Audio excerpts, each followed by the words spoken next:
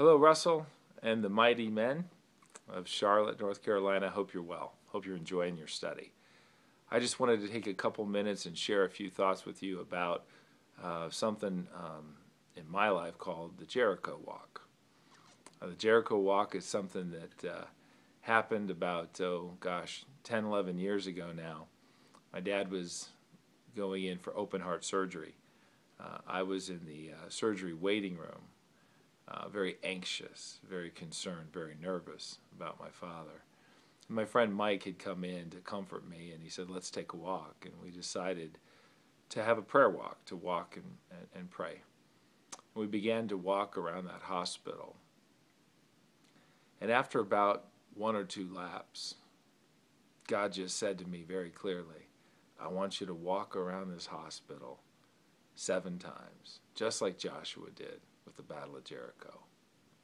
And I'm quite sure, just like with Joshua, it did make a lot of sense that the only thing that God had given Joshua to battle the enemy of Jericho was to walk, not to fight, but to walk and to pray. And so we did.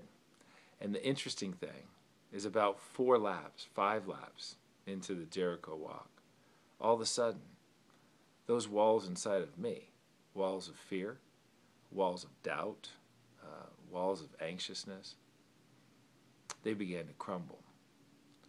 And then all of a sudden, as we began to continue to pray and walk, those last few laps were now laps of anticipation, because I was confident that God had heard my cries.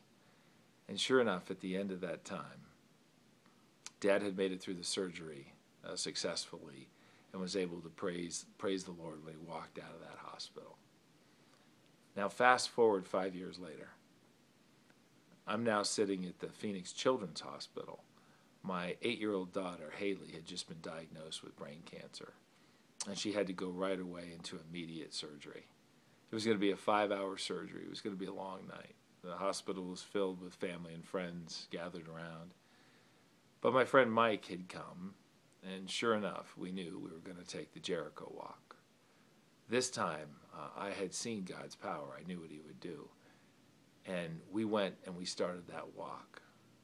But what was really cool about it this time is my father, who was once the recipient of the Jericho Walk, was now a participant with me.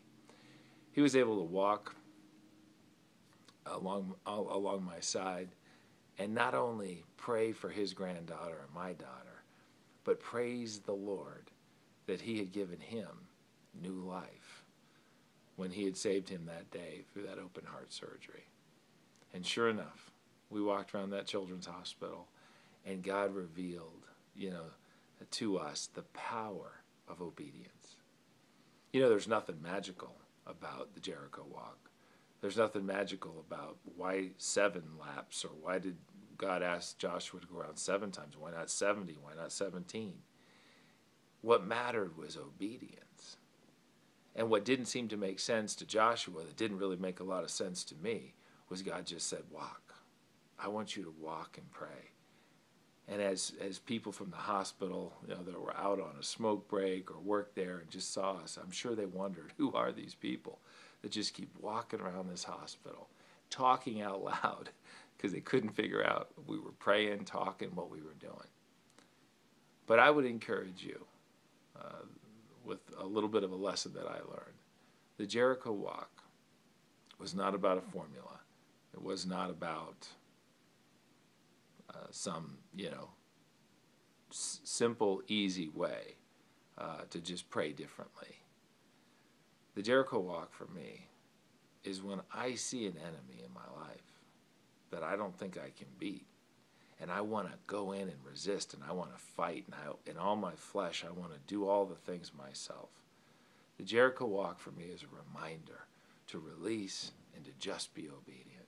And if we do, those walls in our lives that the enemy puts up will come crashing down. Many people have done the Jericho Walk since then. About a year ago, I was able to take the Jericho Walk with a friend who had colon cancer.